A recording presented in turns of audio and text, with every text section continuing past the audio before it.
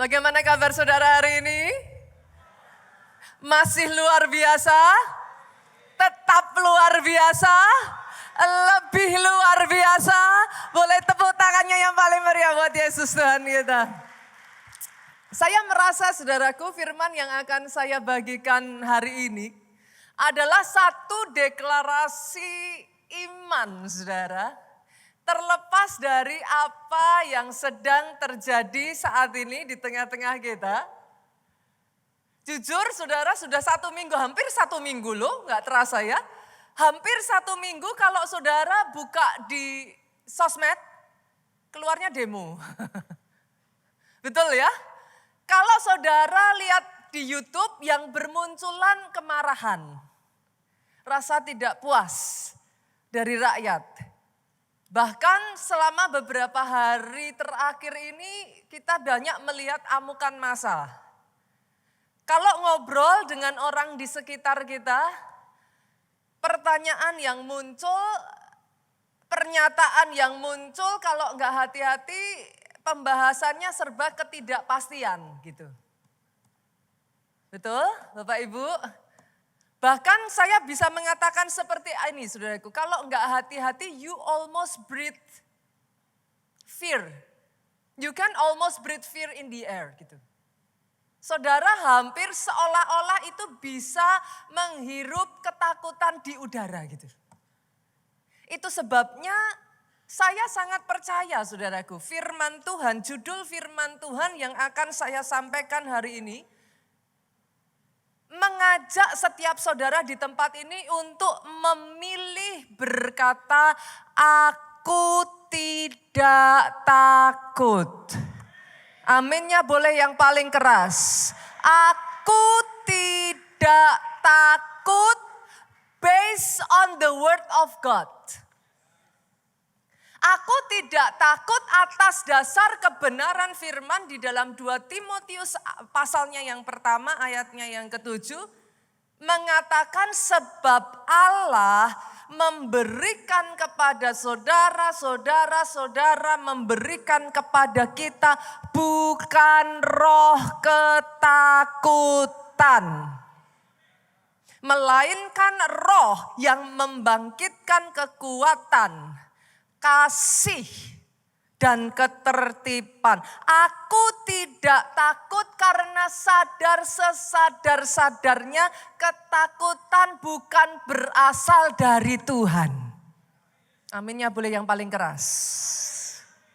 Aku tidak takut menolak untuk mengizinkan ketakutan itu mencekam. Masuk dan menguasai hati kita, Pak. Isn't it amazing saudara, di tengah iblis, di tengah dunia berusaha untuk seolah-olah ngomong gitu. Ayo takut. Gimana nanti kalau begini? Pastor kita sudah pernah ngalami loh dulu. Kalau jadi begini bagaimana? Isn't it amazing di tengah semua ketakutan, di tengah semua dunia dan iblis berusaha mengatakan ayo takut, tetapi saudara menolak dan justru berkata Tuhan memberikan roh yang membangkitkan kekuatan. Bahkan saya percaya ya saudaraku, sementara firman ini diberitakan, kasih Tuhan itu mengalir. Pastor, apa kaitannya kasih dengan ketakutan? Di dalam kasih tidak ada ketakutan. Jadi yes, ayat ini so true. Tuhan, dia memberikan roh yang membangkitkan kekuatan, kasih dan ketertiban. Aku tidak takut menolak untuk kehilangan damai sejahtera. Itu sebabnya saudaraku, saya ingin mengajak saudara untuk menyadari terlebih dulu. Kalau enggak hati-hati, ketakutan adalah senjata musuh. Senjata yang bisa dipakai untuk melumpuhkan. Kenapa saudara? Yohanes 10 ayatnya yang ke-10 ngomong gini. Pencuri datang hanya untuk mencuri. Berasa enggak? Ketakutan mencuri damai sejahteramu. Berasa ya? Berasa. Pencuri datang bukan hanya untuk mencuri tapi membunuh dan membinasakan. Berasa enggak? Ketakutan itu kalau enggak hati-hati dan terus diizinkan, dia membunuh iman. Sebisa mungkin dia akan berusaha membinasakan saudaraku. Semua bagian yang baik diambil sehingga you left with nothing. Hidupmu jadi rentan. Orang kalau hidupnya rentan jadi gampang goyah. Kalau sudah goyah Pak, sangat gampang dikalahkan dengan keadaan. Boleh tangkap dulu ya Bapak Ibu ya. Hari ini saya berdoa saudara bisa menangkap, bisa menerima pencuri datang untuk mencuri, membunuh, membinasakan. Tapi Yesus ngomong seperti ini, aku datang supaya saudara beroleh hidup. Mempunyai hidup dan mempunyainya dalam segala kelimpahan. Sebagian dari saudara ngelihat saya dan saudara mungkin ngomong gini, Pastor mana mungkin tuh dalam keadaan seperti ini kok. Ya wajar tuh kalau kita ada di dalam ketakutan. Itu sebabnya saya ingin mengajak saudara untuk belajar dari satu kisah di dalam Alkitab saudaraku. Satu orang yang hidupnya seharusnya ada di dalam constant fear. Daud. The most wanted person pada saat itu bukan hanya dikejar Saul, seluruh bangsa itu bisa dikatakan saudaraku Daud dikejar begitu banyak orang, terus hidup di dalam pelarian saudara. Tetapi Mazmur 23 ayatnya yang pertama sampai ayatnya yang ke-6, Daud memilih untuk berkata, Tuhan adalah gembalaku.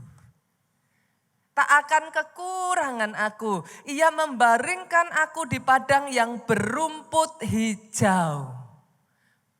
Bahkan yang amazingnya saudara, di tengah situasi dan keadaannya Daud, di ayatnya yang keempat, dengan tegas Daud berkata, sekalipun aku berjalan dalam lembah kekelaman, aku tidak takut bahaya.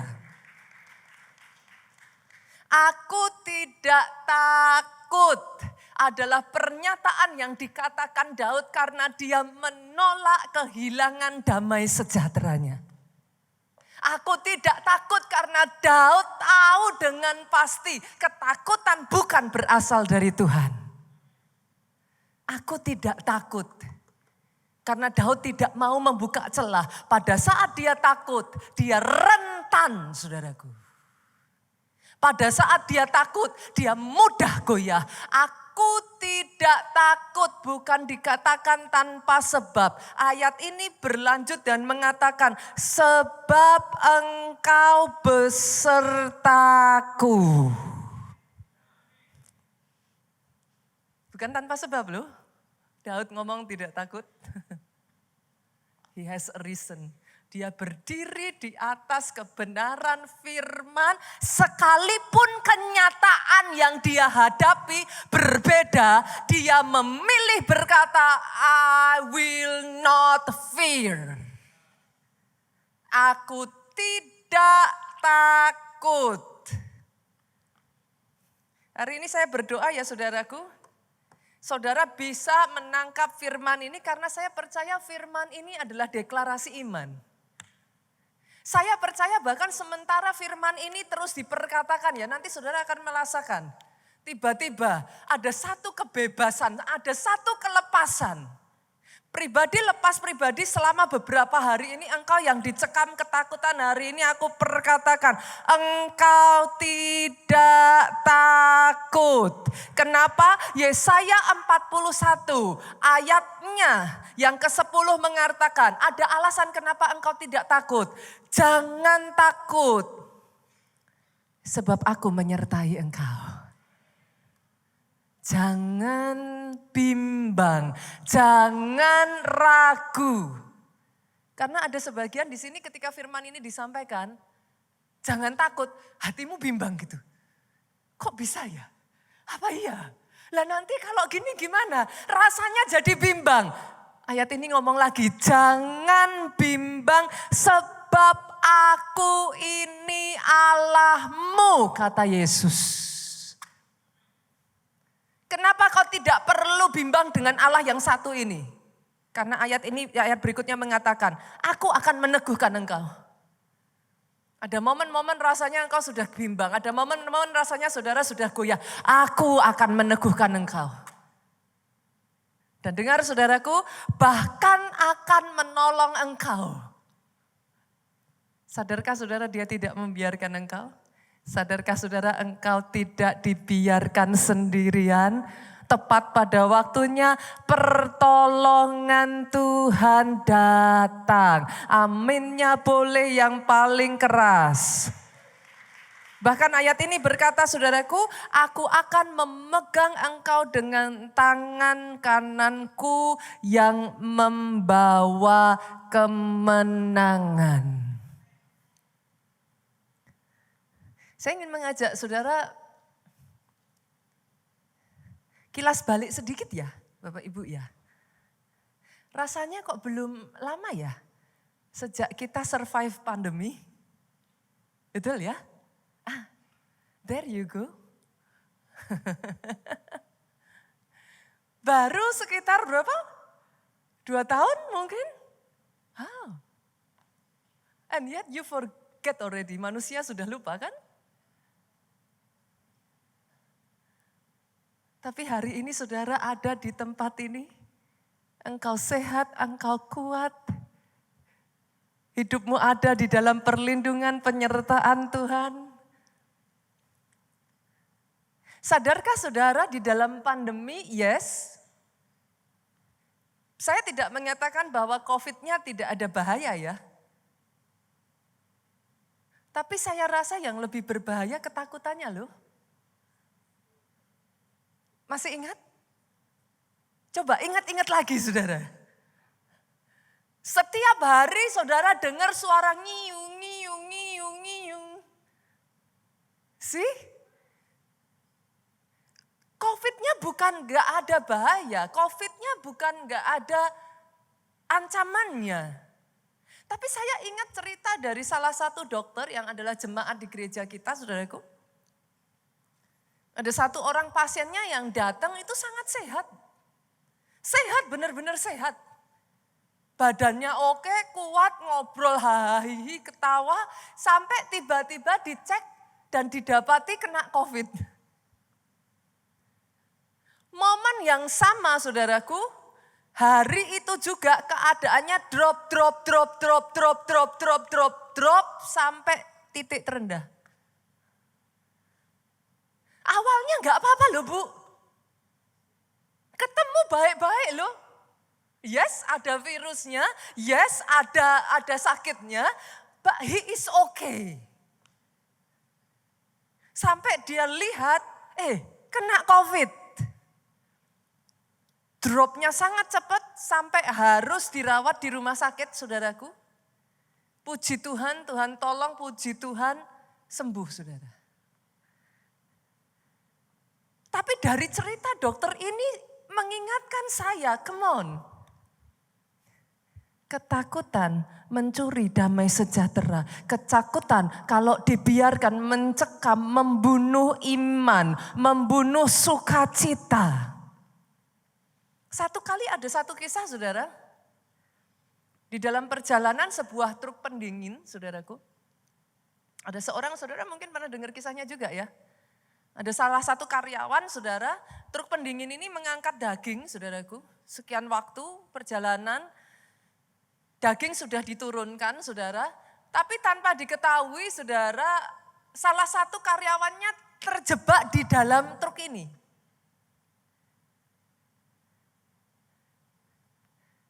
Amazingnya, saudaraku, pada saat terjebak di dalam truk ini, waktu berjalan, saudara, besok harinya, karyawan yang terjebak di dalam truk pendingin ini ditemukan mati dengan penyebab frost to death, beku, mati karena kedinginan. Dia ada di dalam posisi yang menggigil seperti seorang-orang kedinginan dan beku, saudaraku. Tapi yang membuat jadi aneh adalah AC dari pendingin di truk itu setelah semua daging diturunkan, AC-nya mati. Tapi orang ini meninggal dengan semua tanda-tanda kedinginan. What happened, saudara? Fear. Ketakutan. Ketakutan. Waspada boleh Bapak Ibu? Waspada ya. Kalau tidak hati-hati, ketakutan bisa membunuh. Ketakutan senjata yang melumpuhkan iman. Hari ini saya ingin mengajak saudara untuk memahami ini dulu. Kenapa firman berbicara aku tidak takut, satu deklarasi. Kenapa saudara? Harus didengung-dengungkan, harus dibangkitkan kembali. Kalau enggak hati-hati ketakutan ini jadi iman terbalik. Jangan salah loh, dia iman tapi iman negatif. Sampai di titik ini dulu boleh enggak? Tangkap dulu ya saudara, tangkap dulu ya. Saya bawa saudara lebih lanjut boleh? Boleh ya, saya bawa saudara lebih lanjut. Kalau ketakutan itu adalah iman yang terbalik, berarti boleh enggak saya katakan senjata paling ampuh mengalahkan ketakutan apa? Iman. Antidotnya, obatnya itu iman Pak. Alkitab mengatakan iman timbul dari pendengaran, pendengaran akan firman Kristus. Berarti kalau saya balik, ketakutan itu adalah iman yang terbalik, maka ketakutan timbul dari pendengaran, pendengaran akan, kita tangkap dulu ya, tahu dulu ya saudara. Dari mana datangnya ketakutan? Dari mana munculnya ketakutan? Kalau iman timbul dari pendengaran, pendengaran akan firman Kristus. Sesungguhnya firman hari ini, saya ini sedang memerangi ketakutan nih saudara. Tanpa saudara sadari nih ya, firman ini terus. Nanti akan perang di sini. Pada saat dia perang, yang muncul bimbang, ragu-ragu. Mau tetap takut atau mau enggak takut. Itu tarik-tarian saudara. Itu sebabnya saya ingin saudara nangkap dulu. Lah munculnya ketakutan itu dari mana? Dari pendengaran. Pendengaran akan apa? Berita-berita. Pastor, masa saya enggak boleh mengikuti apa yang terjadi nih? Boleh. Tapi kalau dengar berita, senggol kiri kanan, secukupnya saja Pak. Yang mengerti katakan amin. Jangan pagi, siang, sore, malam diikuti. Sudah sampai di sini. Sudah sampai di sana. Jam sekian sudah terbakar ininya. Ini sudah bergerak. Itu pagi, siang, sore, malam, subuh, bangun, buka lagi. Sudah sampai di mana hari ini? Halo? Jangan ya Bapak Ibu. Iman timbul dari pendengaran. Artinya ketakutan juga timbul dari pendengaran. Berarti kalau kita sudah tahu ketakutan timbul dari pendengaran, 1 Yohanes pasalnya yang kelima ayat 4. Sebab semua yang lahir dari Allah, bagaimana kita bisa menggunakan iman itu sebagai senjata. Karena kita tahu iman antidotnya dari ketakutan. Bagaimana? Kalau saya bilang bahwa senjatanya hanya iman, maka saudara akan ngomong sama saya, Pastor, saya sudah tahu. Tapi kok tetap takut? Bagaimana cara menggunakan iman ini jadi senjata untuk melawan. Saya bawa saudara pada kebenaran ini dulu. Sebab semua yang lahir dari Allah mengalahkan dunia. Boleh nggak saya tanya dulu saudaraku? Berapa banyak di tempat ini yang sudah lahir baru angkat tangan tinggi-tinggi? Wow, kita kasih tepuk tangan. Kalau gitu firman ini untuk saudara, aminnya yang paling keras. Yang lahir dari Allah mengalahkan dunia. Berarti saudara diberikan kekuatan mengalahkan dunia. Saya lanjut boleh? Dan inilah kemenangan yang mengalahkan dunia. Apa? Iman kita. Pegang dulu ya, masukin kantong dulu. Semua yang berasal, yang lahir dari Allah mengalahkan dunia. Dan yang mengalahkan dunia, iman kita. Sekarang kita tarik, caranya bagaimana menggunakan iman kita untuk mengalahkan dunia. Saya bawa saudara maju lebih dulu. Saya bawa sedikit saudaraku maju lagi saudaraku. Apa sih yang membuat iman sedemikian berkuasa sehingga dia bisa mengalahkan dunia? Yang pertama, karena iman adalah satu keyakinan penuh akan janji firman Allah. Kok dia bisa akhirnya mengalahkan? Yesaya 26 ayatnya yang ketiga ngomong gini saudaraku. Yang hatinya teguh. Kau jagai dengan damai sejahtera, sebab kepadamulah ia percaya. Iman, protected, dijagai. Karena terjaga, saudara enggak rentan, saudara enggak gampang goyah, saudara enggak gampang kalah. Iman yang kedua adalah keberanian untuk tetap berdiri teguh meskipun keadaan terlihat gelap. Daud keadaannya tidak berubah saudaraku. Daud masalahnya masih ada. Kondisinya masih buruk. Tapi iman membuat Daud berani berkata, aku tidak takut. Sebab engkau besertaku. Pastor kalau gitu gimana cara saya bisa menggunakan iman itu sehingga dia bisa counter attack ketakutan. Amsal 18 ayat 21 ngomong gini saudara, understandingnya biar dapat dulu ya. Hidup mati dikuasai lidah. Barang siapa suka menggemakannya akan memakan buahnya.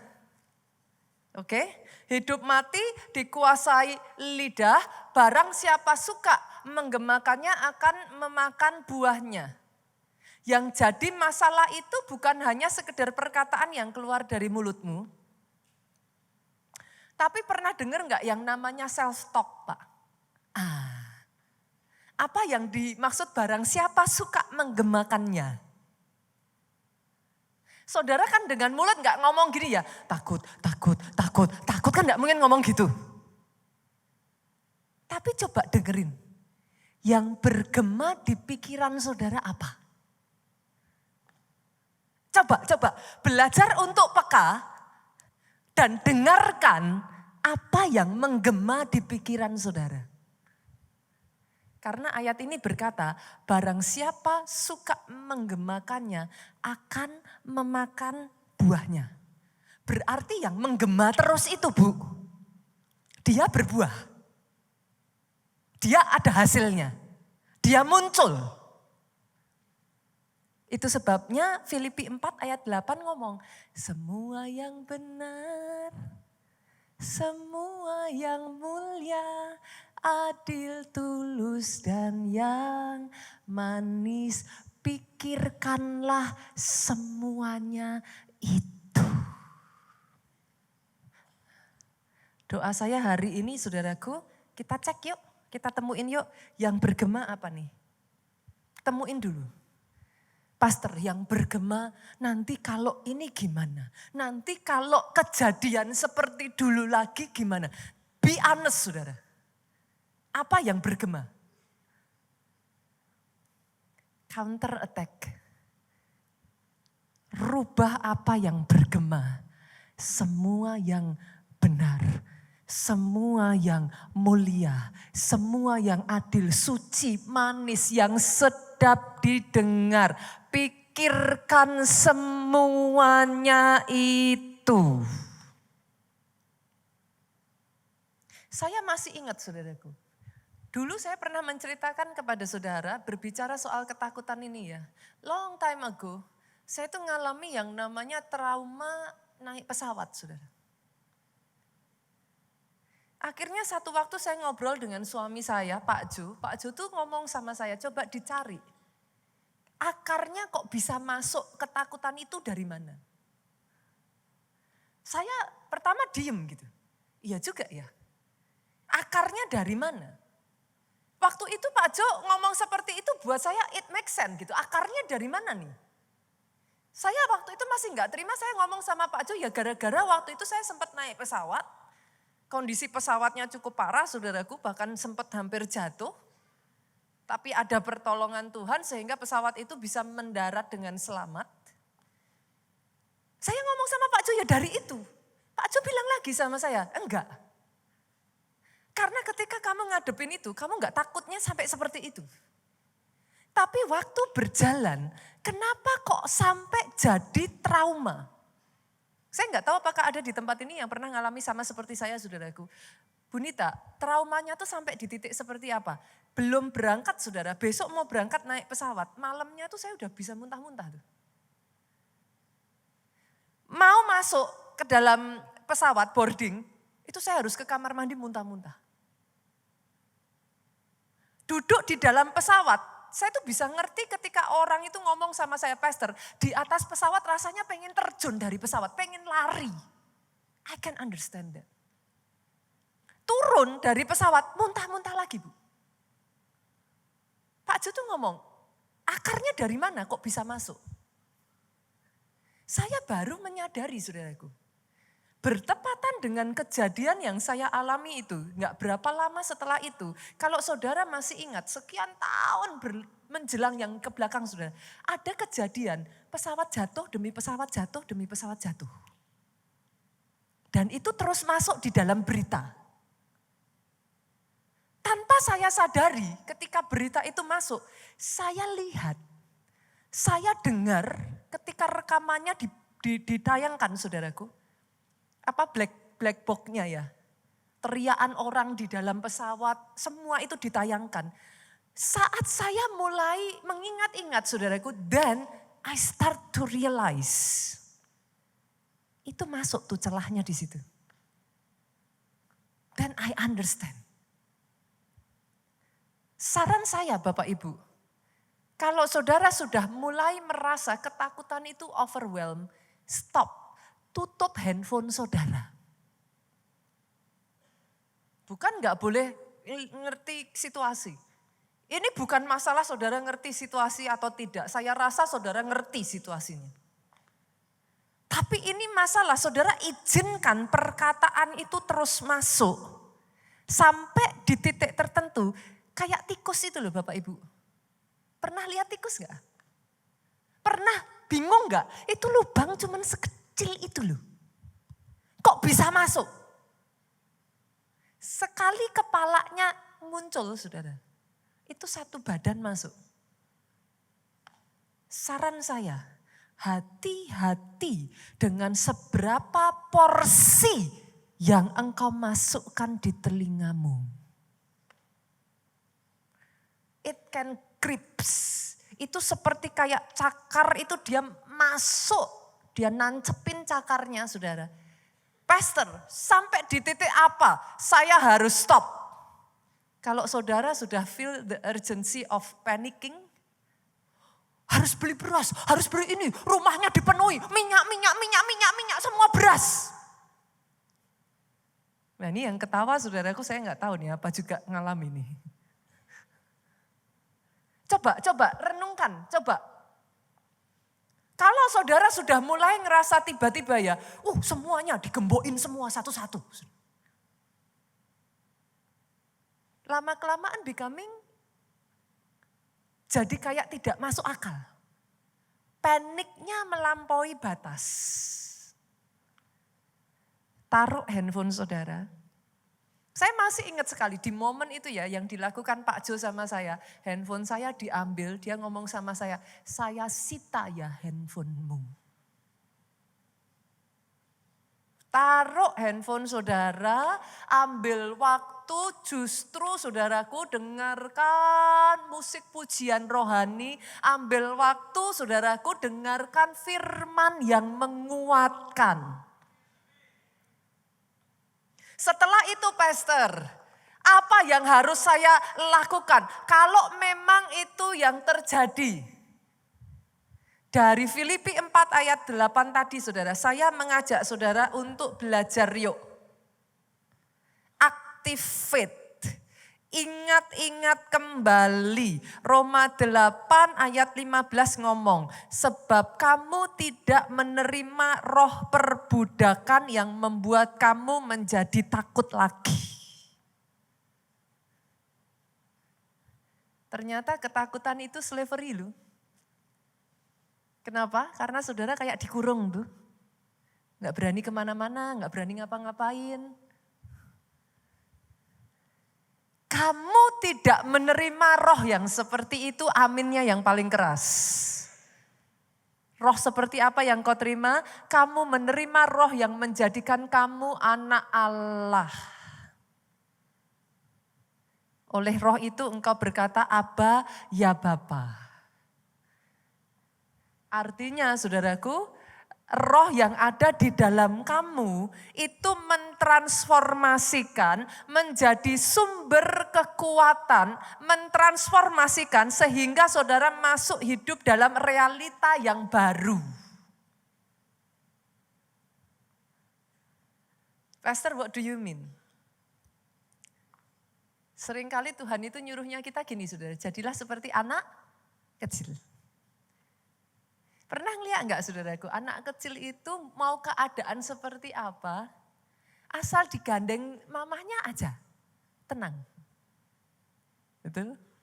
Mau yang lain gonjang-ganjing seperti apa, dipeluk mamahnya aja, sudah cukup. Masuk pada realita yang baru ya. Realita yang seperti apa? Kalau dunia, saudaraku, ini realita yang baru. Perhatikan ini, saudaraku. Kalau dunia hidup berdasarkan apa yang dilihat mata, kalau dunia hidup berdasarkan sikon, kalau dunia mengukur atas dasar mata jasmani, 2 Korintus 5 ayat 7 mengatakan, saudaraku, sebab hidup kami ini hidup karena percaya, bukan karena melihat. Sampai di satu titik saudara shift reality. Enggak lagi hidup karena ngelihat, enggak lagi hidup karena dengar, enggak lagi hidup dipengaruhi sikon yang ada di sekeliling, tetapi hidup karena percaya. Percaya God is in control. Percaya Tuhan punya rencana besar atas Indonesia. Percaya rancangannya rancangan damai sejahtera yang mendatangkan hari depan penuh harapan. Aminnya boleh yang paling keras. Tepuk tangannya boleh yang paling meriah buat Yesus Tuhan kita. Saya akan tutup saudaraku dengan kisah di tahun 98 ya. Saya masih ingat pada saat itu saudaraku, Pak Jo itu justru pas persis di bulan Mei itu, saudaraku, pesawatnya Pak Jo itu mendarat tuh di Jakarta. Yang membuat Pak Jo heran pada saat itu adalah dari atas pesawat dia bisa melihat itu kobaran api, dia bisa melihat bagaimana yang ada di bawah dan dia bingung gitu, what's going on gitu. Sesampainya di pesawat, of course karena pulang saudara, nggak berpikir, maksudnya pulang dari Amerika, nggak berpikir untuk membawa rupiah, nggak ada rupiah juga saudara. Yang dibawa ya cuman seberapa dolar kan saudaraku. Sama sekali bahkan bisa dikatakan nggak ada uang rupiah, ya uang rupiah yang bekas waktu dari Indonesia saudara. Jadi sama sekali hampir nggak ada uang rupiah pada saat itu. Pada saat sampai di bandara saudaraku kaget karena bandara chaos pada saat itu. Don't know what to do, mau ngambil uang pada saat di ATM, ATM-nya pada kosong saudara. Kalau saudara masih ingat di saat itu, ATM-nya kosong. Telepon ke orang tuanya, dalam hal ini Pak Obaja sendiri dari kota Solo mau jemput juga nggak bisa jemput saudara. Bandara ditutup. So nggak bisa ngapa-ngapain. Ditambah dengan entah bagaimana kopernya hilang saudara. Jadi itu double deal ya, double deal. Benar-benar kondisinya akhirnya mau sewa hotel juga nggak ada uang, mau ini itu juga nggak bisa apa-apa, tidur di bandara saudara. Kenapa saya menceritakan kisah ini? Saya hanya ingin saudara menyadari satu hal ini. Tuhan tidak pernah berdiam diri, Tuhan tidak pernah lepas tangan. Tepat pada saatnya pertolongannya sempurna. Di tengah keadaan yang begitu kacau saudaraku, entah bagaimana Pastor Obaja itu bisa telepon satu orang dan ajaibnya kondisi seperti itu saudaraku. Ada satu orang yang mau naik sepeda motor ngirim uang buat Pastor Jo saudara. Itu enggak masuk akal saudara. Kondisi seperti itu untuk pergi aja udah orang enggak mau, ditambah dengan bawa uang. Ya seharusnya uangnya diambil sendiri gitu saudara. Tapi Tuhan kirimkan satu orang yang mau sehingga pada saat itu Pak Jo bisa punya uang saudara. Bisa makan, bisa ngelakuin aktivitas di bandara dan persis Tuhan bukakan jalan bisa beli tiket sampai mendarat di kota Solo dengan selamat. Dengan cara yang ajaib koper bisa ditemukan dan koper itu bisa dikirimkan di kota Solo saudara. Di awal tahun ini, masih ingat gak rema di Yesaya 43 ayat 2? Boleh dibuka ayatnya? Pemain musik, worship leader singer boleh maju ke depan. Yesaya 43 ayatnya yang kedua, apabila engkau menyeberang melalui air, aku akan menyertai engkau. Pemain musik sudah adakah? Atau melalui sungai-sungai, engkau tidak akan dihanyutkan. Apabila engkau berjalan melalui api, engkau tidak akan dihanguskan. Sama-sama dengan suara yang paling keras, 3, 4. Nyala api itu tidak akan membakar engkau. Melalui air tidak dihanyutkan, melalui api tidak dihanguskan. Dijadikan. Bangkit berdiri jemaat Tuhan. Katakan saudaraku, sekalipun aku dalam lembah ku tak takut sebab kau besertaku. Ini perkataan Daud saudaraku. Sekalipun badai tofan datang menerpa, ku tak gentar sebab kau kekasihku. Sama-sama yuk katakan saudaraku. Aku percaya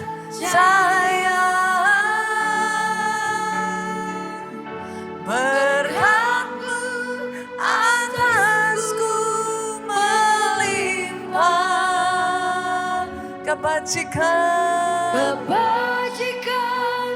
kemurahan selalu mengikutiku. Ku puji, ku sembah Kau Tuhan. Hari ini kami mengambil waktu Tuhan. Kami berdoa untuk bangsa ini. Satu season, satu musim. Di mana Tuhan sedang berperkara. A shifting is happening. Perubahan sedang terjadi. Itu sebabnya kami berdoa Tuhan. Biarlah damai sejahtera Allah Bapa turun di dalam hati pribadi lepas pribadi. Demonstrasi yang tidak anarkis. Amin. Satu persatu menyadari bahwa bangsa ini toh adalah milik kami bersama. Oh, Kau munculkan Tuhan. Biarlah kasih-Mu mengalir memenuhi. Amin. Kasih-Mu mengalir memenuhi. Amin. Sehingga kemarahan, rasa tidak puas, sehingga ketakutan digantikan dengan damai sejahtera ilahi. Kami berdoa untuk setiap pemerintahan yang ada di bangsa ini Tuhan. Berikan kebijaksanaan. Amin. Berikan hati yang bisa mengasihi bangsa ini. Amin. Berikan roh takut akan Tuhan. Untuk merespon dengan baik. Merespon dengan bijaksana. Tidak bereaksi, tetapi merespon dengan bijaksana. Amin. Di akhir dari semuanya ini, kami percaya kebaikan semata yang akan muncul dari semuanya ini. Rencana besar Indonesia dibawa masuk di masa Indonesia emas. Terlepas dari apa yang terjadi, Tuhan kerjakan. Amin. Amin. Hamba-Mu juga berdoa untuk pribadi lepas pribadi di tempat ini. Boleh taruh tanganmu di dada saudaraku. Aku tidak takut. Amin. Sebab aku sadar ketakutan tidak berasal dari Engkau.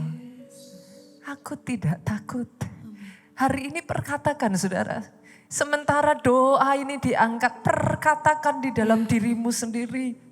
Aku menolak untuk dicekam ketakutan. Amin. Aku tidak takut. Amin. Sebab aku berdiri di atas kebenaran firman yang berkata, Engkau beserta aku. Amin. Tuhan. Engkau tidak meninggalkan aku. Engkau tidak melepaskan tangan-Mu yang penuh kemenangan. Yes, amin. Membawa kami keluar. Amin. Itu sebabnya Tuhan. Dengan hati kami percaya. Dengan mulut kami berkata. Aku percaya.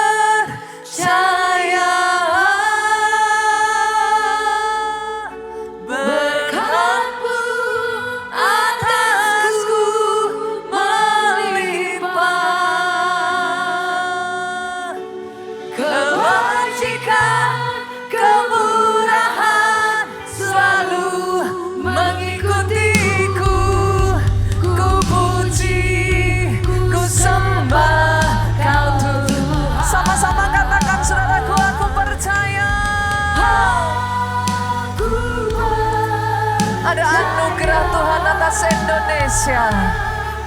Ada berkat Tuhan menyertai bangsa ini. Kebajikan,